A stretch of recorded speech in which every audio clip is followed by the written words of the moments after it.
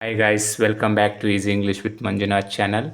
Last class I taught you what is past tense and how many kinds of past tense, and first type of past tense is simple past tense. What is simple past tense and where do we use simple past tense and rules of simple past tense? Everything you learned last class. Today's class I am about to teach you second type of in past tense is past continuous tense. Today's class let's we learn what is past continuous tense and what are the rules of past continuous tense, where do we use past continuous tense, as well as let's see the tense past continuous tense table. Before going to teach you, who has not yet subscribed my channel, please subscribe and say to all your friends and your familiars. If you subscribe my channel, you will get all my video notification when I upload the videos. And let's get started today's class. Dear students, last class I explained what is simple past tense and what are the rules of simple past tense, use of simple past tense, everything you learned. Today's class I am going to teach you past continuous tense. Before going to teach you, first let us know the definition of past continuous tense. We can call in Kannada past continuous tense ನಿರಂತರ ಭೂತಕಾಲ. ನಿರಂತರ ಭೂತಕಾಲ ಎಂದರೇನು, ನಿರಂತರ ಭೂತಕಾಲದ ನಿಯಮಗಳು ಯಾವ್ಯಾವು ಮತ್ತು ಅದನ್ನು ಯಾವಾಗ ಉಪಯೋಗ ಮಾಡಬೇಕು ಎಲ್ಲವನ್ನು ಇಂದಿನ ಕ್ಲಾಸ್ನಲ್ಲಿ ಕಲಿತುಕೊಳ್ಳೋಣ. ಅದಕ್ಕಿಂತ ಮುಂಚೆ ಇವಾಗ ಮೊದಲನೇದಾಗಿ ಪಾಸ್ಟ್ ಕಂಟಿನ್ಯೂಸ್ ಟೆನ್ಸ್ ಎಂದರೇನದರ ಡೆಫಿನಿಷನನ್ನು ನೋಡೋಣ. ನಿಮಗೆ ಇನ್ನೂ ಸರಿಯಾಗಿ ಆ ಪಾಸ್ಟ್ ಕಂಟಿನ್ಯೂಸ್ ಟೆನ್ಸ್ ತಿಳ್ಕೊಳ್ಳೋಕ್ಕೆ ಹೆಲ್ಪ್ ಆಗುತ್ತೆ. Let's see the definition of past continuous tense. Past continuous tense is used to express an action going on at the point of time in the past. ಅಂದರೆ ನಿರಂತರ ಭೂತಕಾಲವನ್ನು ಭೂತಕಾಲದಲ್ಲಿ ನಿರ್ದಿಷ್ಟ ಕಾಲದವರೆಗೆ ಮುಂದುವರೆದಿರುವ ಕ್ರಿಯೆಯನ್ನು ಸೂಚಿಸುವ ಕಾಲಕ್ಕೆ ನಿರಂತರ ಭೂತಕಾಲ ಎನ್ನುತ್ತೇವೆ. ಪಾಸ್ಟ್ ಕಂಟಿನ್ಯೂಸ್ ಟೆನ್ಸ್ ಅಂದರೆ ಏನಪ್ಪ ಅಂದರೆ ಒಂದು ಆ್ಯಕ್ಷನ್ ಭೂತಕಾಲದಲ್ಲಿ, ಭೂತಕಾಲ ಅಂದರೆ ಹಿಂದೆ, ಕೆಲವು ದಿನಗಳ ಹಿಂದೆ, ಕೆಲವು ಗಂಟೆಗಳ ಹಿಂದೆ, ಕೆಲವು ವಾರಗಳ ಹಿಂದೆ, ಕೆಲವು ತಿಂಗಳುಗಳ ಹಿಂದೆ, ಕೆಲವು ವರ್ಷಗಳ ಹಿಂದೆ ಒಟ್ಟಿನಲ್ಲಿ ಭೂತಕಾಲದಲ್ಲಿ ಕೆಲವು ಕೆಲಸಗಳು ಅಥವಾ ಕೆಲವು ಕ್ರಿಯೆಗಳು ನಿರಂತರವಾಗಿ ನಿರ್ದಿಷ್ಟವಾಗಿ ಕೆಲವು ಸಮಯದವರೆಗೆ ನಡೆದು ಇನ್ಕಂಪ್ಲೀಟ್ ಆಗಿರುವ ಕ್ರಿಯೆಗಳನ್ನು ಸೂಚಿಸುವ ಕಾಲಕ್ಕೆ ನಾವು ಪಾಸ್ಟ್ ಕಂಟಿನ್ಯೂಸ್ ಟೆನ್ಸ್ ಅಂತೇಳಿ ಕರಿತೀವಿ. ಅದು ಇವಾಗ ಕಂಟಿನ್ಯೂಸ್ ಆಗಿ ನಡೆದಿರೋದಿಲ್ಲ, ಆ ಕ್ರಿಯೆ ಹಿಂದೆ ಕಂಟಿನ್ಯೂಸ್ ಆಗಿ ನಿರಂತರವಾಗಿ ನಡೆದು ಅಲ್ಲಿಗೆ ಸ್ಟಾಪ್ ಆಗಿರ್ತವೆ, ಇನ್ಕಂಪ್ಲೀಟ್ ಆಗಿರ್ತವೆ. ಅಂತಹ ಕೆಲಸಗಳನ್ನು, ಅಂತಹ ಕ್ರಿಯೆಗಳನ್ನು ತೋರಿಸುವ ಕಾಲಕ್ಕೆ, ಅಂತಹ ಕ್ರಿಯೆಗಳನ್ನು ನಮ್ಮ ಮಾತಿನಲ್ಲಿ, ನಮ್ಮ ಬರವಣಿಗೆಯಲ್ಲಿ ವ್ಯಕ್ತಪಡಿಸಲು ಬಳಸುವ ಕಾಲಕ್ಕೆ ನಾವು ಪಾಸ್ಟ್ ಕಂಟಿನ್ಯೂಸ್ ಟೆನ್ಸ್ ಅಂತೇಳಿ ಕರಿತೀವಿ. ಪಾಸ್ಟ್ ಅಂದರೆ ಹಿಂದೆ, ಕಂಟಿನ್ಯೂಸ್ ಅಂದರೆ ನಿರಂತರವಾಗಿ, ಅಂದರೆ ಹಿಂದೆ ನಿರಂತರವಾಗಿ ನಡೆದಿರುವ ಕೆಲಸಗಳು, ಹಿಂದೆ ನಿರಂತರವಾಗಿ ನಡೆದಿರುವ ಕ್ರಿಯೆಗಳನ್ನು ಸೂಚಿಸುವ ಕಾಲಕ್ಕೆ ಪಾಸ್ಟ್ ಕಂಟಿನ್ಯೂಸ್ ಟೆನ್ಸ್ ಅಂತೇಳಿ ಕರಿತೇವೆ. ಐ ಹೋಪ್ ಡೆಫಿನೇಷನ್ ನಿಮಗೆ ಅರ್ಥ ಆಯಿತು ಅನ್ಕೋತೀನಿ. Look at this some examples, you can understand very well. Examples ನೋಡಿ ನಿಮಗೂ ಅರ್ಥ ಆಗುತ್ತೆ. ಐ ವಾಸ್ ಪ್ಲೇಯಿಂಗ್ ಕ್ರಿಕೆಟ್, ನಾನು ಕ್ರಿಕೆಟ್ ಆಡ್ತಾ ಇದ್ದಿದ್ದೆ. ಅಂದರೆ ನಾನು I was playing cricket yesterday ಅಥವಾ I was playing cricket last year. ಅಂದರೆ ಹೋದ ವರ್ಷ ನಾನು ಕ್ರಿಕೆಟ್ ಆಡ್ತಾ ಇದ್ದಿದ್ದೆ, ಅಂದರೆ ಕಂಟಿನ್ಯೂಸ್ ಆಗಿ ಡೈಲಿ ಆಡ್ತಿದ್ದೆ ಹೋದ ವರ್ಷ. ಈಗ ಆಡ್ತಾ ಇಲ್ಲ ಕಂಟಿನ್ಯೂಸ್ ಆಗಿ, ಅವಾಗ ಕಂಟಿನ್ಯೂಸ್ ಆಗಿ ಆಡ್ತಾಯಿದ್ದೆ. ಅವಾಗ ನಿರಂತರವಾಗಿ ಕಂಟಿನ್ಯೂಸ್ಲಿ ಕೆಲಸ ಮಾಡ್ತಾಯಿದ್ದೆ, ಏನು ಕ್ರಿಕೆಟ್ ಆಡುವಂಥದ್ದು. ಅವಾಗ ಹಿಂದೆ ಕಂಟಿನ್ಯೂಸ್ ಆಗಿ ಕೆಲಸ ಮಾಡ್ತಿದ್ದೆ ಕ್ರಿಕೆಟ್ ಆಡೋದು, ಅದಕ್ಕೆ ನಾವು ಪಾಸ್ಟ್ ಕಂಟಿನ್ಯೂಸ್ ಅಂತೇಳಿ ಕರಿತೀವಿ. ಒಂದು ಕೆಲಸವಾಗ ಕಂಟಿನ್ಯೂಸ್ ಆಗಿ ನಡೆದು ಅಲ್ಲೇ ಸ್ಟಾಪ್ ಆಗೋದು, ಒಂದು ಸಮಯದವರೆಗೂ ನಡೆದು ಅಲ್ಲೇ ಸ್ಟಾಪ್ ಆಗಿರೋ ಕ್ರಿಯೆಗಳನ್ನು ಸೂಚಿಸೋದಕ್ಕೆ ನಾವು ಪಾಸ್ಟ್ ಕಂಟಿನ್ಯೂಸ್ ಅಂತೀವಿ. ಇನ್ನೊಂದು ಎಕ್ಸಾಂಪಲ್ ನೋಡಿ, ಶಿ ವಾಸ್ ಸಿಂಗಿಂಗ್ ಸಾಂಗ್ಸ್, ಅವಳು ಹಾಡು ಹಾಡುತ್ತಿದ್ದಳು. She was singing songs 10 years ago. ಅವಳು 10 ವರ್ಷಗಳ ಹಿಂದೆ ನಿರಂತರವಾಗಿ ಹಾಡು ಹಾಡ್ತಿದ್ಲು, ಸಾಂಗ್ ಹಾಡ್ತಿದ್ಲು. ಇವಾಗ ಅವಳಿಗೇನೋ ಪ್ರಾಬ್ಲಮ್ ಆಗಿ ಇವಾಗ ಹಾಡ್ತಾ ಇಲ್ಲ, ಅದು ಇನ್ಕಂಪ್ಲೀಟ್ ಆಗಿದೆ, ಇವಾಗ ಕಂಟಿನ್ಯೂಸ್ ಆಗಿ ಬರ್ತಾ ಇಲ್ಲ. ಅವಾಗ ಕಂಟಿನ್ಯೂಸ್ ಆಗಿ ಹಾಡ್ತಾ ಇದ್ಲು ಅಂತರ್ಥ. ಒಂದು ನಿರ್ದಿಷ್ಟ ಸಮಯದವರೆಗೆ ನಿರಂತರವಾಗಿ ಆ ಕೆಲಸ ನಡೆದು ಅಲ್ಲೇ ಸ್ಟಾಪ್ ಆಗಿರೋದು. ಹಿಂದೆ ಅಂದರೆ ಭೂತಕಾಲದಲ್ಲಿ ಹಿಂದೆ ಕಂಟಿನ್ಯೂಸ್ ಆಗಿ ನಡೆಯುತ್ತಿರುವ ಆ್ಯಕ್ಷನ್ಗಳನ್ನು ಹೇಳೋ ಸಲುವಾಗಿ ಈ ಟೆನ್ಸ್ನ ಯೂಸ್ ಮಾಡ್ತೀವಿ. I hope past continuous tense ಅಂದರೆ ಏನಂತೇಳಿ ನಿಮಗೆ ಅರ್ಥ ಆಯಿತು ಅನ್ಕೋತೀನಿ. ಇವಾಗ ಬನ್ನಿ, let's see the rules of past continuous tense. ನಿರಂತರ ಭೂತಕಾಲದ ನಿಯಮಗಳನ್ನು ನೋಡೋಣ ಬನ್ನಿ. ಈ ಪಾಸ್ಟ್ ಕಂಟಿನ್ಯೂಸ್ ಟೆನ್ಸ್ ಅಂದರೆ ಏನಂತ ತಿಳ್ಕೊಂಡ್ರಿ. ಹಾಗಾದರೆ ಈ ಪಾಸ್ಟ್ ಕಂಟಿನ್ಯೂಸ್ ಟೆನ್ಸ್ ಸ್ಟ್ರಕ್ಚರ್ ಹೆಂಗಿರುತ್ತೆ, ಏನೇನು ರೂಲ್ಸ್ಗಳು ಫಾಲೋ ಮಾಡಬೇಕು ಅಂತೇಳಿ ನೋಡೋಣ ಬನ್ನಿ. ಅದೆಲ್ಲ ತಿಳ್ಕೊಂಡ್ರೆ ನಿಮಗೆ ಸೆಂಟೆನ್ಸ್ ಮಾಡೋಕ್ಕೆ ಈಸಿ ಆಗುತ್ತೆ ಅಥವಾ ಮಾತಾಡೋಕ್ಕೂ ಈಸಿ ಆಗುತ್ತೆ. ಫಸ್ಟ್ ರೂಲ್ಸ್ ನೋಡಿ, let's see the first rules. We use was and were helping verbs in this tense. We use was and were helping verb in this tense. ಈ ಕಾಲದಲ್ಲಿ ನಾವು was ಮತ್ತು ನೋಡಿ ಪಾಸ್ಟ್ ಕಂಟಿನ್ಯೂಸ್ ಟೆನ್ಸ್ನ ಫಸ್ಟ್ ರೂಲ್ಸ್ ಏನಿದೆ, we use was and were helping verb in this tense. ಅಂದರೆ ಈ ಕಾಲದಲ್ಲಿ was ಮತ್ತು were ಎಂಬ ಸಹಾಯಕ ಕ್ರಿಯಾಪದವನ್ನು ಉಪಯೋಗಿಸುತ್ತೇವೆ. ಇಲ್ಲಿ ಎರಡು ಹೆಲ್ಪಿಂಗ್ ವರ್ಬ್ಸ್ಗಳಿದ್ದಾವೆ, ವಾಸ್ ಮತ್ತು ವರ್. ಇವೆರಡು ಹೆಲ್ಪಿಂಗ್ ವರ್ಬ್ಸ್ನ ನಾವು ಪಾಸ್ಟ್ ಕಂಟಿನ್ಯೂಸ್ ಟೆನ್ಸಲ್ಲಿ ಯೂಸ್ ಮಾಡಬೇಕು ಅಂಥೇಳಿ ಮೊದಲನೇ ನಿಯಮವನ್ನು ತಿಳಿಸುತ್ತದೆ. Let's see the second rules of past continuous tense is, we use the helping verb was with first person singular and third person singular. ನೋಡಿ, was ಎಂಬ ಸಹಾಯಕ ಕ್ರಿಯಾಪದವು first person singular. First person singular ಅಂದರೆ ಯಾವ್ದು ಬರುತ್ತೆ? I ಬರುತ್ತೆ. ಇಲ್ಲಿ ಬರ್ದಿನಿ ನೋಡಿ, first person singular I and third person singular. Third person singular ಅಂದರೆ ಹಿ, ಶಿ, ಇಟ್. ಈ ಮೂರು ಪರ್ಸನ್ಸ್ಗಳ ಜೊತೆಗೆ first person singular and third person singular, ಈ ಎರಡೂ ಪರ್ಸನ್ಸ್ಗಳ ಜೊತೆಗೆ ನಾವು ವಾಸ್ ಎಂಬ ಸಹಾಯಕ ಕ್ರಿಯಾಪದವನ್ನು ಪಾಸ್ಟ್ ಕಂಟಿನ್ಯೂಸ್ ಟೆನ್ಸಲ್ಲಿ ಬಳಸಬೇಕು. ನೆನಪಿರುತ್ತೆ ಅಲ್ವಾ ನಿಮಗೆಲ್ಲರಿಗೂ? ವಾಸ್ ಎಂಬ ಹೆಲ್ಪಿಂಗ್ ವರ್ಬ್ ಯಾವ್ಯಾವ ಪರ್ಸನ್ಸ್ಗಳ ಜೊತೆಗೆ ಯೂಸ್ ಮಾಡಬೇಕು? ಫಸ್ಟ್ ಪರ್ಸನ್ ಸಿಂಗ್ಯುಲರ್ ಮತ್ತು third person singular. First person singular ಅಂದರೆ ಯಾವ್ದು ಬರುತ್ತೆ? ಐ ಬರುತ್ತೆ. ಥರ್ಡ್ ಪರ್ಸನ್ ಸಿಂಗ್ಯುಲರ್ ಅಂದರೆ ಹಿ, ಶಿ, ಇಟ್.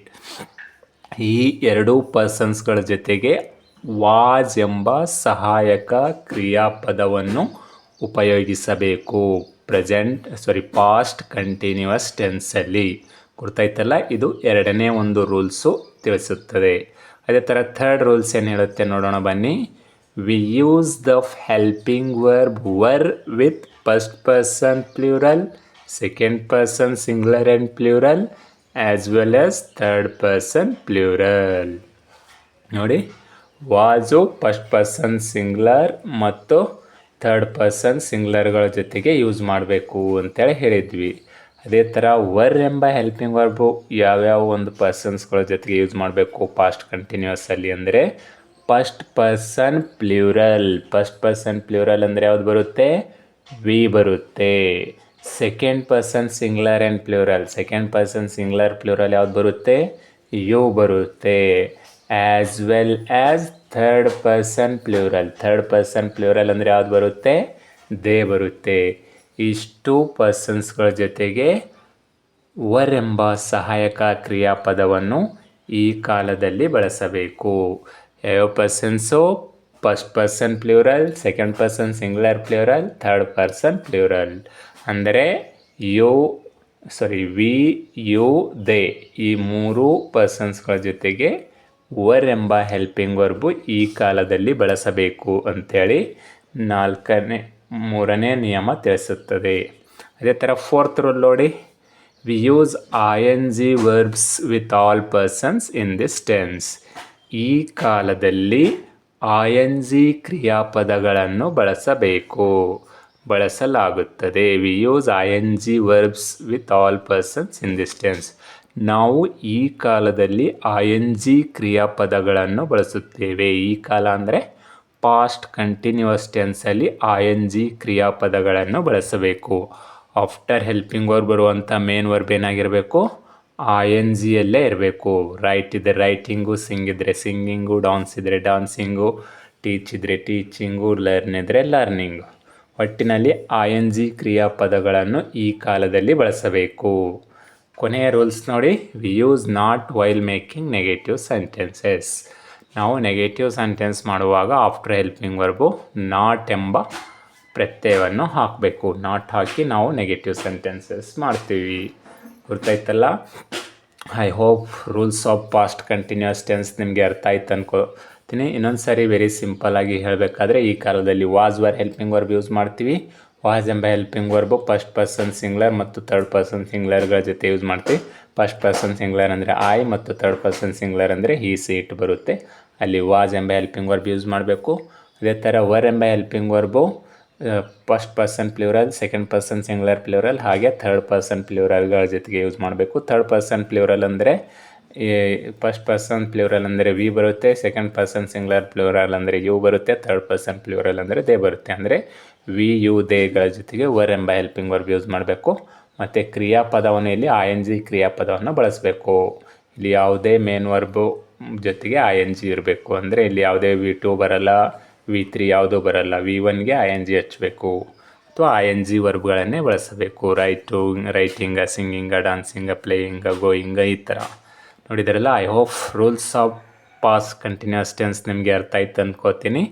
ನಾವು let's see the past continuous tense ಟೇಬಲ್ನ ನೋಡೋಣ. ಈ ರೂಲ್ಸ್ ಪ್ರಕಾರ ಕರೆಕ್ಟಾಗಿ ಸೆಂಟೆನ್ಸ್ನ ಫ್ರೇಮ್ ಮಾಡೋಕ್ಕೆ ಬರುತ್ತೋ ಇಲ್ವೋ ಅಂಥೇಳಿ ನಾವೊಂದು ಟೇಬಲ್ ಹಾಕಿ ನೋಡೋಣ. ಇನ್ನು ನಿಮಗೆ ಈ ಟೆನ್ಸು ಸರಿಯಾಗಿ, ಈಸಿಯಾಗಿ, ಸರಳವಾಗಿ ಅರ್ಥ ಆಗುತ್ತೆ. Let's see that past continuous tense table. Rules of past continuous ಟೆನ್ಸ್ನ ನೋಡಿದ್ರಿ. ಇವಾಗ ಬನ್ನಿ ಪಾಸ್ಟ್ ಕಂಟಿನ್ಯೂಸ್ ಟೆನ್ಸ್ ಟೇಬಲ್ನ ನೋಡೋಣ. ಈ ಪಾಸ್ಟ್ ಕಂಟಿನ್ಯೂಸ್ ಟೆನ್ಸ್ ಟೇಬಲ್ನ ನೋಡಿದರೆ ಈ ಟೆನ್ಸ್ ನಿಮಗೆ ಇನ್ನೂ ಸರಳವಾಗಿ, ಸುಲಭವಾಗಿ ಅರ್ಥವಾಗುತ್ತದೆ. ನೋಡಿ, person singular and plural. First person ಯಾವ್ದು ಬರುತ್ತೆ?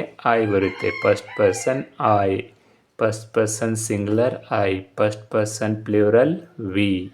ಅದೇ ಥರ second person singular you and second persons plural you. ಅದೇ ಥರ third person singular he, she, it. Third person plural they ಬರುತ್ತೆ. ನೋಡಿದ್ರಲ್ಲ, ಫಸ್ಟ್ ಪರ್ಸನ್ ಸಿಂಗ್ಲರು ಐ ಬಂದರೆ ಫಸ್ಟ್ ಪರ್ಸನ್ ಪ್ಲೂರಲ್ಲು ವಿ ಬರುತ್ತೆ. First person singular I plural V.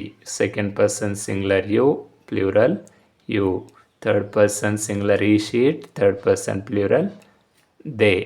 ಇಷ್ಟು ಪರ್ಸನ್ಸ್ಗಳ ಬಗ್ಗೆ ನಿಮಗೆ ಈಸಿಯಾಗಿ ಅರ್ಥ ಆಗುತ್ತೆ ಈ ಟೇಬಲ್ ನೋಡಿದರೆ. ನೋಡಿ, ರೂಲ್ಸ್ ಪ್ರಕಾರ ಫಸ್ಟ್ ಪರ್ಸನ್ ಸಿಂಗ್ಲರ್ ಬಂದಾಗ ಏನು ಯೂಸ್ ಮಾಡಬೇಕು? ಹೆಲ್ಪಿಂಗ್ ವರ್ಬು ವಾಸ್ ಅಂತ ಹೇಳಿದೆವು. ಇಲ್ಲಿ ಐ ಜೊತೆ ವಾಸ್ ಬಂದಿದೆ ನೋಡಿ. I was. ಯಾವಾಗಲೂ ಈ ಟೆನ್ಸಲ್ಲಿ ಐ ಎನ್ ಜಿ ವರ್ಬ್ಗಳೇ ಇರ್ತವೆ. I was going.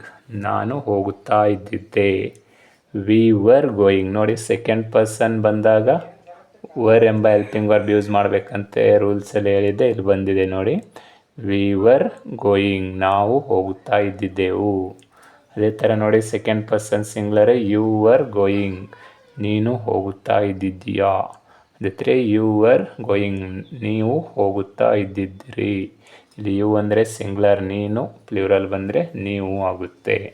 ಅದೇ ಥರ third person singular he was going. ಅವನು ಹೋಗುತ್ತಾ ಇದ್ದಿದ್ದ. C was going. ಅವಳು ಹೋಗುತ್ತಾ ಇದ್ದಿದ್ದಳು. It was going. ಅದು ಹೋಗುತ್ತಾ ಇದ್ದಿತ್ತು. ಅದೇ ಥರ ಪ್ಲೂರಲಲ್ಲಿ ದೇ ವರ್ ಗೋಯಿಂಗ್. ಅವರು ಹೋಗುತ್ತಾ ಇದ್ದಿದ್ದರು. ನೋಡಿದರಲ್ಲ, ಈ ಟೇಬಲ್ ಪ್ರಕಾರ, ರೂಲ್ಸ್ ಪ್ರಕಾರನೇ ಈ ಟೇಬಲ್ನ ನಾನು ಡ್ರಾ ಮಾಡಿದ್ದೇನೆ. ಇಲ್ಲಿ ನೋಡಿ, ಫಸ್ಟ್ ಪರ್ಸನ್ ಸಿಂಗ್ಲರ್ ಜೊತೆ ಮತ್ತು ಥರ್ಡ್ ಪರ್ಸನ್ ಸಿಂಗ್ಲರ್ ಜೊತೆ ವಾಸ್ ಹೆಲ್ಪಿಂಗ್ ವರ್ಬ್ ಬರಬೇಕಂತ ರೂಲ್ಸಲ್ಲಿ ಹೇಳಿದ್ದೆ. ಇಲ್ಲಿ ಬಂದಿದೆ ನೋಡಿ, first person singular I was going. ಅದೇ ಥರ third person singular he was going, she was going, it was going. ಉಳಿದಿರುವ ಎಲ್ಲ ಪರ್ಸನ್ಸ್ಗಳ ಜೊತೆಗೆ ವರ್ ಎಂಬ ಹೆಲ್ಪಿಂಗ್ ವರ್ಬ್ ಬರಬೇಕಂತ ಹೇಳಿದೆ. ಇಲ್ಲಿ ಬಂದಿದೆ ನೋಡಿ, we were going, you were going, you were going, they were going. ಎಲ್ಲ ಪರ್ಸನ್ಸ್ಗಳ ಜೊತೆಗೆ ING ವರ್ಬ್ ಬರಬೇಕಂತ ಹೇಳಿದೆ. ಗೋಯಿಂಗ್ ಗೋಯಿಂಗ್ ಗೋಯಿಂಗ್, ಎಲ್ಲ ಕಡೆ ಗೋಯಿಂಗ್ ಅನ್ನೋ ಒಂದು ING ವರ್ಬ್ ಬಂದಿದೆ. ಇಲ್ಲಿ ನಾವು ವರ್ಬ್ ಚೇಂಜ್ ಮಾಡಿದರೆ ಬೇರೆ ಬೇರೆ ಮೀನಿಂಗ್ ಕೊಡೋ ಸೆಂಟೆನ್ಸ್ನ ಫ್ರೇಮ್ ಮಾಡ್ಬೋದು. ಇದಕ್ಕೆ ಹೆಲ್ಪಿಂಗ್ ವರ್ಬ್ ನಂತರ ನಾಟ್ ಹಾಕಿದರೆ ನೆಗೆಟಿವ್ ಸೆಂಟೆನ್ಸ್ ಆಗುತ್ತೆ. I was not going, we were not going, you were not going, you were not going, he was not going, she was not going, it was not going, they were not going. ಇದು negative. ಇದನ್ನೇ ನಾವು interrogative ಮಾಡಬೇಕಾದ್ರೆ helping verb ಫಸ್ಟಿಗೆ ತರಬೇಕು. Was I going, were we going, were you going, were you going, was he going, was C going, was it going, were they going. ಈ ಥರ ನೋಡಿದ್ರಲ್ಲ, ಈ ಟೇಬಲ್ ಪ್ರಕಾರ, ರೂಲ್ಸ್ ಪ್ರಕಾರನೇ ಈ ಟೇಬಲ್ನ ಡ್ರಾ ಮಾಡಿದ್ದೇನೆ. ನಿಮಗೆ ಇನ್ನೂ ಸರಳವಾಗಿ ಅರ್ಥವಾಗುತ್ತದೆ. ಇಲ್ಲಿ ಫಸ್ಟ್ ಪರ್ಸನ್ ಸಿಂಗ್ಯುಲರ್ ಅಂದರೆ ಯಾವುದು, ಪ್ಲೂರಲ್ ಅಂದರೆ ಯಾವುದೇ, ಸೆಕೆಂಡ್ ಪರ್ಸನ್ ಸಿಂಗ್ಯುಲರ್ ಯಾವುದು, ಪ್ಲೂರಲ್ ಯಾವುದು, ಥರ್ಡ್ ಪರ್ಸನ್ ಸಿಂಗ್ಯುಲರ್ ಯಾವುದು, ಪ್ಲೂರಲ್ ಯಾವುದು ಅಂತೇಳಿ ಈಸಿಯಾಗಿ ಅರ್ಥ ಆಗುತ್ತದೆ. ನಾನು ರೂಲ್ಸಲ್ಲಿ ಫಸ್ಟ್ ಪರ್ಸನ್ ಸಿಂಗ್ಯುಲರ್ ಬಂದಾಗೆ ವಾಸ್ ಎಂಬ ಹೆಲ್ಪಿಂಗ್ ವರ್ಬ್ ಯೂಸ್ ಮಾಡಬೇಕಂತ ಹೇಳಿದ್ದೆ. ಹಾಗಾದರೆ ಫಸ್ಟ್ ಪರ್ಸನ್ ಸಿಂಗ್ಯುಲರ್ ಯಾವುದು ಅಂತೇಳಿ ನಿಮಗೆ ಕನ್ಫ್ಯೂಸ್ ಆಗಬಾರ್ದು. ಫಸ್ಟ್ ಪರ್ಸನ್ ಸಿಂಗ್ಯುಲರ್ ಇಲ್ಲಿ ಬಂದಿದೆ ನೋಡಿ. ಅದೇ ಥರ ಫಸ್ಟ್ ಪರ್ಸನ್ ಪ್ಲೂರಲ್ ವಿ ಇಲ್ಲಿದೆ ನೋಡಿ. ಅದೇ ಥರ ಸೆಕೆಂಡ್ ಪರ್ಸನ್ ಸಿಂಗ್ಯುಲರ್ ಯು ಇದೆ. ಅದೇ ಥರ ಸೆಕೆಂಡ್ ಪರ್ಸನ್ ಪ್ಲೂರಲ್ ಯು ಇಲ್ಲಿದೆ. ಅದೇ ಥರ third person singular he, she, it. ಅದೇ ಥರ ಥರ್ಡ್ ಪರ್ಸನ್ ಪ್ಲೂರಲ್ ದೇ. ನೋಡಿ, ಈ ಥರ ನಾವು ಟೇಬಲ್ ಮುಖಾಂತರ ಪಾಸ್ಟ್ ಕಂಟಿನ್ಯೂಸ್ ಟೆನ್ಸ್ನ ಇನ್ನೂ ಸರಳವಾಗಿ ಅರ್ಥ ಮಾಡಿಕೊಳ್ಳಬಹುದು. ಐ ಹೋಪ್ ಈ ಟೆನ್ಸ್ ಟೇಬಲ್ ನಿಮಗೆ ಅರ್ಥ ಆಯಿತು ಅನ್ಕೋತೀನಿ. ನಾವು let's see the use of past continuous tense. ಇವಾಗ ಟೆನ್ಸ್ ಟೇಬಲ್ ನೋಡಿದ್ರಿ. ಐ ಹೋಪ್ ಈ ಟೆನ್ಸ್ ನಿಮಗೆ ಅರ್ಥ ಆಯಿತು ಅನ್ಕೋತೀನಿ. ಬಟ್ ಇವಾಗ ಈ ಟೆನ್ಸ್ನ ಯಾವಾಗ ಉಪಯೋಗ ಮಾಡಬೇಕು ಅಂದರೆ ಎಲ್ಲಿ ಉಪಯೋಗ ಮಾಡಬೇಕು. Use of past continuous tense ಅಂದರೆ ಒಂದು ಯಾವಾಗ, ಎಲ್ಲಿ, ಯಾವ ಸಂದರ್ಭದಲ್ಲಿ ನಾವು ಈ ಟೆನ್ಸ್ನ ಯೂಸ್ ಮಾಡಿ ಮಾತನಾಡಬೇಕು ಮತ್ತು ಈ ಟೆನ್ಸ್ನ ಯೂಸ್ ಮಾಡಿ ಬರವಣಿಗೆ ರೂಪದಲ್ಲಿ ಬರಿಬೇಕು ಅಂತ ತೆಗೆದುಕೊಳ್ಳೋದು ತುಂಬ ಪ್ರಮುಖವಾಗಿದೆ. ಯಾಕಂದರೆ ನಾವು ಕಲ್ತ ಮೇಲೆ ಅದನ್ನು ಯೂಸ್ ಅಪ್ಲೈ ಮಾಡಲಿಲ್ಲ ಅಂದರೆ ನಾವು ಕಲ್ತಿದ್ದು ಅದು ವೇಸ್ಟ್ ಆಗುತ್ತೆ ಅಲ್ವಾ. ಸೊ ಅದನ್ನು ನಮ್ಮ ಜೀವನದಲ್ಲಿ ಅಪ್ಲೈ ಮಾಡಬೇಕಂದ್ರೆ ಯಾವಾಗ ಯೂಸ್ ಮಾಡಬೇಕಂತೇಳಿ ನಮಗೆ ತಿಳಿದಿರಬೇಕು. ಈ ಟೆನ್ಸ್ ಯಾವಾಗ ಯೂಸ್ ಮಾಡಬೇಕು ನೋಡೋಣ ಬನ್ನಿ. ಇವಾಗ use of past continuous tense ಅಂದರೆ ನಿರಂತರ ಭೂತಕಾಲದ ಉಪಯೋಗ.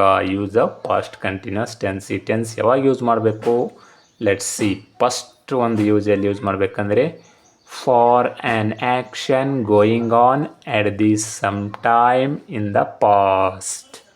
For an action going on at some time in the past ಅಂದರೆ ಒಂದು ಕ್ರಿಯೆಯು ಭೂತಕಾಲದಲ್ಲಿ ಕೆಲವು ಸಮಯದವರೆಗೂ ನಡೆದು ನಿಂತಿರುವ ಕ್ರಿಯೆಗಳನ್ನು ತೋರಿಸುವಾಗ ಅಥವಾ ಹೇಳುವಾಗ ಈ ಟೆನ್ಸನ್ನು ಉಪಯೋಗ ಮಾಡಿಕೊಂಡು ನಾವು ಹೇಳಬೇಕು. ಅಂದರೆ ಭೂತಕಾಲದಲ್ಲಿ ಕೆಲವು ಕ್ರಿಯೆಗಳು ಕೆಲವು ಸಮಯದವರೆಗೂ ನಡೆದಿರಬೇಕದು ಕಂಟಿನ್ಯೂಸ್ ಆಗಿ, ಆಮೇಲೆ ಸ್ಟಾಪ್ ಆಗಿರಬೇಕು. ಇವಾಗ ನಿರಂತರವಾಗಿ ಅದು ನಡೆದಿರಬಾರ್ದು. ಅಂತಹ ಕ್ರಿಯೆಗಳನ್ನು ಹೇಳಲು ಈ ಟೆನ್ಸ್ನ ಯೂಸ್ ಮಾಡಬೇಕು. ಅಂದರೆ ಹಿಂದೆ, ಕೆಲವು ದಿನಗಳ ಹಿಂದೆ ಆಗಲಿ, ಕೆಲವು ಗಂಟೆಗಳ ಹಿಂದೆ ಆಗಲಿ, ಕೆಲವು ತಿಂಗಳುಗಳ ಹಿಂದೆ ಆಗಲಿ, ಕೆಲವು ವರ್ಷಗಳ ಹಿಂದೆ ಆಗಲಿ ಒಂದು ಕೆಲಸ ಕಂಟಿನ್ಯೂಸ್ ಆಗಿ ನಡೆದು ಅಲ್ಲಿಗೆ ಸ್ಟಾಪ್ ಆಗಿತ್ತಂದರೆ ಅಂಥ ಮಾತುಗಳನ್ನು ಹೇಳಬೇಕಾದ್ರೆ ನಾವು ಈ ಟೆನ್ಸ್ ಯೂಸ್ ಮಾಡಬೇಕು. For example, mister Pavan Kumar was speaking English ಅಂದರೆ ಮಿಸ್ಟರ್ ಪವನ್ ಕುಮಾರ್ ಇಂಗ್ಲೀಷ್ ಮಾತನಾಡುತ್ತಾ ಇದ್ದಿದ್ದ. ಅಂದರೆ ಅವಾಗ ಹಿಂದೆ, ಕೆಲವು ದಿನಗಳ ಹಿಂದೆ ಮಾತನಾಡ್ತಾ ಇದ್ದಿದ್ದ. Mister Pavan Kumar was speaking English in 2002. 2002ರಲ್ಲಿ ಅವನು ಇಂಗ್ಲೀಷ್ ಮಾತನಾಡ್ತಾ ಇದ್ದಿದ್ದ. ಅಂದರೆ ಅವಾಗ ಮಾತನಾಡ್ತಾ ಇದ್ದಿದ್ದ ಕಂಟಿನ್ಯೂಸ್ ಆಗಿ, ಇವಾಗ ಆಡ್ತಾ ಇಲ್ಲ. ಅವಾಗ ಕಂಟಿನ್ಯೂಸ್ ಆಗಿ ಆ ಕೆಲಸ, ಮಾತನಾಡುವ ಕೆಲಸ ನಡೆದಿತ್ತು, ಇವಾಗ ಇಲ್ಲ ಅಂತ ಅರ್ಥ. ಇನ್ನೊಂದು ಎಕ್ಸಾಂಪಲ್ ನೋಡಿ. Shalini was running 8 kilometre every day. ಅವಳು ದಿನಾಲೂ ಆಗ 8 ಕಿಲೋಮೀಟರ್ ಓಡ್ತಾ ಇದ್ದಿದ್ದಳು. ಅಂದರೆ ಕಂಟಿನ್ಯೂಸ್ ಆಗಿ ಓಡ್ತಾ ಇದ್ದಿದ್ದಳು, ಇವಾಗ ಓಡ್ತಾ ಇಲ್ಲ ಅಂತ ಅರ್ಥ. ಅಂದರೆ ಆ ಆ್ಯಕ್ಷನ್ ಏನಾಗಿದೆ, ಕೆಲವು ಸಮಯದವರೆಗೆ ನಡೆದು ಅಲ್ಲಿಗೆ ಡಿಸ್ಕಂಟಿನ್ಯೂ ಆಗೋದು, ಸ್ಟಾಪ್ ಆಗೋದು ಅಂತ ಆ್ಯಕ್ಷನ್ನ ಹೇಳೋಕ್ಕೆ ಈ ಟೆನ್ಸ್ನ ಯೂಸ್ ಮಾಡಬೇಕು. ಅದೇ ಥರ ಎರಡನೇ ಯೂಸ್ ನೋಡಿ, ಈ ಟೆನ್ಸ್ದು ಎಲ್ಲಿ ಯೂಸ್ ಮಾಡಬೇಕಂದ್ರೆ for A persistent habit in past. ಹಿಂದೆ ನಿಮಗೆ ನಿರಂತರವಾಗಿ ನೀವು ಹೊಂದಿರುವ ಹವ್ಯಾಸವನ್ನು ಹೇಳಲು. ನಿಮಗೆ ಹಿಂದೊಂದು ಹವ್ಯಾಸ ಇದ್ದಿತ್ತು, ಸ್ವಲ್ಪ ಕಂಟಿನ್ಯೂಸ್ ಆಗಿ ಆ ಅಭ್ಯಾಸ ಮಾಡ್ತಿದ್ರಿ, ಆ ಅಭ್ಯಾಸ ನಿರಂತರವಾಗಿ ಮಾಡಿ ಮತ್ತು ಈಗ ಸ್ಟಾಪ್ ಮಾಡಿದ್ರಿ, ಆ ಅಭ್ಯಾಸ ನಿಮಗಿಲ್ಲ ಅಂದಾಗ ಆಗಲೂ ಕೂಡ ನೀವು ಈ ಟೆನ್ಸ್ನ ಯೂಸ್ ಮಾಡಿ ಹೇಳ್ಬೋದು. For example, Madhu was always talking about her beauty. Madhu ಅನ್ನೋಳು ಏನು ಮಾಡ್ತಿದ್ಲು, ಯಾವಾಗಲೂ ತನ್ನ ಸೌಂದರ್ಯದ ಬಗ್ಗೆನೇ ಮಾತಾಡ್ತಾ ಇದ್ದಿದ್ದು. ಯಾವಾಗ? ಹಿಂದೆ, ಈಗಲ್ಲ. ಅವಳಿಗೊಂದು ಹವ್ಯಾಸ ಇದ್ದಿತ್ತು, ಅವಳಿಗೊಂದು ಅಭ್ಯಾಸ ಇದ್ದಿತ್ತೇನೋ ಅವಳು ಸೌಂದರ್ಯದ ಬಗ್ಗೆ ಮಾತನಾಡೋದು. ಬಟ್ ಈಗ ಇಲ್ಲ, ಅದು ಪರ್ಸಿಸ್ಟೆಂಟ್ ಹ್ಯಾಬಿಟ್, ನಿರಂತರವಾಗಿ ಕಂಟಿನ್ಯೂಸ್ ಆಗಿ ಮಾತನಾಡೋ ಒಂದು ಹವ್ಯಾಸ ಇತ್ತು ಅವಳು ಬ್ಯೂಟಿ ಬಗ್ಗೆ. ಇನ್ನೊಂದು ಎಕ್ಸಾಂಪಲ್ ನೋಡಿ, they were always thinking about there failures in exam.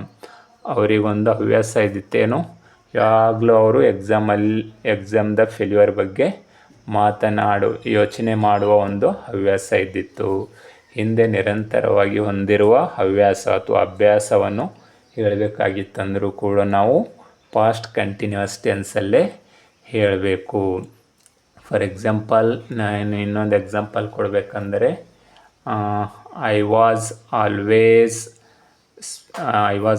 Speaking Telugu. ನಾನು ಯಾವಾಗಲೂ ತೆಲುಗು ಮಾತಾಡ್ತಾ ಇದ್ದಿದ್ದೆ ಇನ್ 2002. ಈ ಥರ. My friend was always playing kabaddi. He was always playing kabaddi 2 years ago. 2 ವರ್ಷಗಳ ಹಿಂದೆ ಅವನು ಯಾವಾಗಲೂ ಕಬಡ್ಡಿ ಆಡ್ತಾ ಇದ್ದ. ಅಂದರೆ ನಿರಂತರವಾಗಿ ಆಡ್ತಾ ಇದ್ದ 2 ವರ್ಷಗಳ ಹಿಂದೆ. ಇವಾಗ ಇಲ್ಲ. ಅಂದರೆ ಹಿಂದೆ ಅವನಿಗೆ ನಿರಂತರವಾದ ಒಂದು ಅಭ್ಯಾಸ ಇತ್ತು, ಒಂದು ಹವ್ಯಾಸ ಇತ್ತು, ರೂಢಿ ಇದ್ದಿತ್ತು ಆ ಕಬಡ್ಡಿ ಆಡೋದು. ಅಂದರೆ ಒಂದು ಹಿಂದೆ ಇರುವ ರೂಢಿಯನ್ನು ಹೇಳೋಕ್ಕೆ, ನಿರಂತರವಾಗಿ ಹೊಂದಿರುವ ರೂಢಿ, ಹವ್ಯಾಸನ ಹೇಳೋಕ್ಕೆ ಈ ಟೆನ್ಸ್ನ ಯೂಸ್ ಮಾಡಬೇಕು. ನೋಡಿದ್ರಲ್ಲ ವಿದ್ಯಾರ್ಥಿಗಳೇ, ಪ್ರೆಸೆಂಟ್ ಕಂಟಿನ್ಯೂಸ್ ಟೆನ್ಸ್ ಅಂದರೇನು ಅಂತೇಳಿ ತಿಳ್ಕೊಂಡ್ರಿ, ಅದರ ರೂಲ್ಸ್ಗಳು ತಿಳ್ಕೊಂಡ್ರಿ, ಮತ್ತು ಪಾಸ್ಟ್ ಕಂಟಿನ್ಯೂಸ್ ಟೆನ್ಸ್ ಟೇಬಲ್ನು ತಿಳ್ಕೊಂಡ್ರಿ. ಈಗ ಪಾಸ್ಟ್ ಕಂಟಿನ್ಯೂಸ್ ಟೆನ್ಸ್ನ ಎಲ್ಲಿ ಉಪಯೋಗ ಮಾಡಬೇಕಂತೇಳಿ ತಿಳ್ಕೊಂಡ್ರಿ. ಇವಾಗ ಬನ್ನಿ, ಪಾಸ್ಟ್ ಕಂಟಿನ್ಯೂಸ್ ಟೆನ್ಸ್ನ ಪಾಸಿಟಿವ್, ನೆಗೆಟಿವ್ ಮತ್ತು ಇಂಟ್ರಾಗೇಟಿವ್ ಸೆಂಟೆನ್ಸಸ್ಸಲ್ಲಿ ಯಾವ ರೀತಿಯಾಗಿ ಫ್ರೇಮ್ ಮಾಡಬೇಕಂತೇಳಿ ನೋಡೋಣ ಬನ್ನಿ. ಪಾಸ್ಟ್ ಕಂಟಿನ್ಯೂಸ್ ಟೆನ್ಸ್ನ ಎಲ್ಲಿ ಉಪಯೋಗ ಮಾಡಬೇಕಂತೇಳಿ ನೋಡಿದ್ರಿ. ಇವಾಗ ಬನ್ನಿ, some examples for past continuous tense in positive, negative and interrogative sentences. ಹೇಗೆ ನಾವು ಪಾಸ್ಟ್ ಕಂಟಿನ್ಯೂಸ್ ಟೆನ್ಸ್ನ ಪಾಸಿಟಿವ್ ಸೆಂಟೆನ್ಸಸ್ ಮತ್ತು ನೆಗೆಟಿವ್ ಸೆಂಟೆನ್ಸಸ್ ಹಾಗೂ ಇಂಟ್ರಾಗೇಟಿವ್ ಸೆಂಟೆನ್ಸಸ್ನ ಫ್ರೇಮ್ ಮಾಡಬೇಕು ಅಂತ ನೋಡೋಣ ಬನ್ನಿ. Positive sentence, Arun was reading. Negative sentence, Arun was not reading. Interrogative sentences, was Arun reading? Arun was reading, Arun ಓದುತ್ತಿದ್ದ. Arun was not reading, Arun ಓದುತ್ತಾ ಇದ್ದಿದ್ದಿಲ್ಲ. ವಾಸ್ ಅರುಣ್ ರೀಡಿಂಗ್, ಅರುಣ್ ಓದ್ತಾ ಇದ್ದಿದ್ನಾ? ಅದೇ ಥರ ನೋಡಿ ಇನ್ನೊಂದು ಎಕ್ಸಾಂಪಲ್ಸು, ಐ ವಾಸ್ ಪ್ಲೇಯಿಂಗ್, ನಾನು ಆಡ್ತಾ ಇದ್ದೆ. ಐ ವಾಸ್ ನಾಟ್ ಪ್ಲೇಯಿಂಗ್, ನಾನು ಆಡ್ತಾ ಇದ್ದಿದ್ದಿಲ್ಲ. ವಾಸ್ ಐ ಪ್ಲೇಯಿಂಗ್, ನಾನು ಆಡ್ತಾ ಇದ್ದಿದ್ನಾ? ಇನ್ನೊಂದು ಎಕ್ಸಾಂಪಲ್ ನೋಡಿ, ವಿ ವರ್ ರೈಟಿಂಗ್, ನಾವು ಬರಿತಾ ಇದ್ದಿದ್ವಿ. ವಿ ವರ್ ನಾಟ್ ರೈಟಿಂಗ್, ನಾವು ಬರಿತಾ ಇದ್ದಿರಲಿಲ್ಲ. ವರ್ ವಿ ರೈಟಿಂಗ್, ನಾವು ಬರಿತಾ ಇದ್ದಿದ್ವಾ? You were writing, you were singing, ನೀನು ಹಾಡ್ತಾ ಇದ್ದಿದ್ದೀಯಾ? ಯು ಆರ್ ನಾಟ್ ಸಿಂಗಿಂಗ್, ನೀನು ಹಾಡ್ತಾ ಇರಲಿಲ್ಲ. ವರ್ ಯು ಸಿಂಗಿಂಗ್, ನೀನು ಹಾಡ್ತಾ ಇದ್ದಿದ್ದೀಯಾ? ಹಿ ವಾಸ್ ಸ್ವಿಮ್ಮಿಂಗ್, ಅವನು ಈಜಾಡ್ತಾ ಇದ್ದಿದ್ದ. ಹಿ ವಾಸ್ ನಾಟ್ ಸ್ವಿಮ್ಮಿಂಗ್, ಅವನು ಈಜಾಡ್ತಾ ಇರಲಿಲ್ಲ. ವಾಸ್ ಈ ಸ್ವಿಮ್ಮಿಂಗ್, ಅವನು ಈಜಾಡ್ತಾ ಇದ್ದಿದ್ನಾ? ಸಿ ವಾಸ್ ರನ್ನಿಂಗ್, ಅವಳು ಓಡ್ತಾ ಇದ್ದಿದ್ದಳು. ಸಿ ವಾಸ್ ನಾಟ್ ರನ್ನಿಂಗ್, ಅವಳು ಓಡ್ತಾ ಇರಲಿಲ್ಲ. ವಾಸ್ ಸಿ ರನ್ನಿಂಗ್, ಅವಳು ಓಡ್ತಾ ಇದ್ದಿದ್ಲ. ಇಟ್ ವಾಸ್ ಈಟಿಂಗ್, ಅದು ತಿಂತಾ ಇತ್ತು. ಇಟ್ ವಾಸ್ ನಾಟ್ ಈಟಿಂಗ್, ಅದು ತಿಂತಾ ಇರಲಿಲ್ಲ. ವಾಸ್ ಇಟ್ ಈಟಿಂಗ್, ಅದು ತಿಂತಾ ಇತ್ತಾ? ಸಾನ್ವಿ ವಾಸ್ ಲರ್ನಿಂಗ್, ಸಾನ್ವಿ ಕಲಿತಾ ಇದ್ದಿದ್ದಳು. Saanvi was not learning, Saanvi was not learning, Saanvi ಕಲಿತಾ ಇರಲಿಲ್ಲ. ವಾಸ್ ಸಾನ್ವಿ ಲರ್ನಿಂಗ್, ಸಾನ್ವಿ ಕಲಿತಾ ಇದ್ದಿದ್ಲ. ಪೀಪಲ್ ವರ್ ಸ್ಪೀಕಿಂಗ್, ಜನರು ಮಾತನಾಡ್ತಾ ಇದ್ದಿದ್ದರು. ಪೀಪಲ್ ವರ್ ನಾಟ್ ಸ್ಪೀಕಿಂಗ್, ಜನರು ಮಾತನಾಡ್ತಾ ಇರಲಿಲ್ಲ. ವರ್ ಪೀಪಲ್ ಸ್ಪೀಕಿಂಗ್, ಜನರು ಮಾತನಾಡ್ತಾ ಇದ್ದಿದ್ರ? Children were dancing in the class, ಮಕ್ಕಳು ಕ್ಲಾಸ್ನಲ್ಲಿ ಡ್ಯಾನ್ಸ್ ಮಾಡ್ತಾ ಇದ್ದಿದ್ದರು. Children were not dancing in class, children ಕ್ಲಾಸ್ನಲ್ಲಿ ಡ್ಯಾನ್ಸ್ ಮಾಡ್ತಾ ಇರಲಿಲ್ಲ. Were children dancing in class, ಮಕ್ಕಳು ಕ್ಲಾಸ್ನಲ್ಲಿ ಡ್ಯಾನ್ಸ್ ಮಾಡ್ತಾ ಇದ್ದಿದ್ದರ? ಈ ಥರ ನಾವು ಪಾಸಿಟಿವ್, ನೆಗೆಟಿವ್, ಇಂಟ್ರಾಗೇಟಿವ್ ಸೆಂಟೆನ್ಸಸ್ನ ನಾವು ಪಾಸ್ಟ್ ಕಂಟಿನ್ಯೂಸ್ ಟೆನ್ಸ್ನಲ್ಲಿ ಫ್ರೇಮ್ ಮಾಡ್ಬೋದು. ಇವಕ್ಕೆ ಇಂಟ್ರಾಗೇಟಿವ್ ಸೆಂಟೆನ್ಸ್ ಎದುರುಗಡೆ ಡಬ್ಲ್ಯೂ ಎಚ್ ವರ್ಡ್ ಹಾಕಿದರೆ ಡಬ್ಲ್ಯೂ ಎಚ್ ಸೆಂಟೆನ್ಸ್ ಕೂಡ ಆಗ್ತವೆ, ಡಬ್ಲ್ಯೂ ಎಚ್ ಕ್ವಶನ್ಸ್ ಕೂಡ ಆಗ್ತವೆ. For example, was I playing ಇದೆ, ವೆನ್ ವಾಸ್ ಐ ಪ್ಲೇಯಿಂಗ್, ಇಲ್ಲಿ ವೆನ್ ಹಾಕಿದ್ರೆ when was I playing, where ಹಾಕಿದ್ರೆ where was I playing, how ಹಾಕಿದ್ರೆ ಹೌ ವಾಸ್ ಐ ಪ್ಲೇಯಿಂಗ್. ಈ ಥರ ನಾವು ಡಬ್ಲ್ಯೂ ಎಚ್ ಕ್ವಶನ್ಸ್ಗಳನ್ನು ಮಾಡ್ಬೋದು. ಇಲ್ಲಿ ಡಬ್ಲ್ಯೂ ಎಚ್ ಕ್ವಶನ್ಸ್ ಹಾಕಿ ನೋಡಿದ್ರಲ್ಲ. ಐ ಹೋಪ್ ಈ ಕ್ಲಾಸ್ ನಿಮಗೆ ಅರ್ಥ ಆಯಿತು ಅನ್ಕೋತೀನಿ. ಇಂದಿನ ಕ್ಲಾಸ್ ನಿಮಗೆ ಇಷ್ಟ ಆದರೆ ಸಬ್ಸ್ಕ್ರೈಬ್ ಮಾಡಿ, ಶೇರ್ ಮಾಡಿ ಅಂತ ಹೇಳ್ತಾ thanks for watching today's class.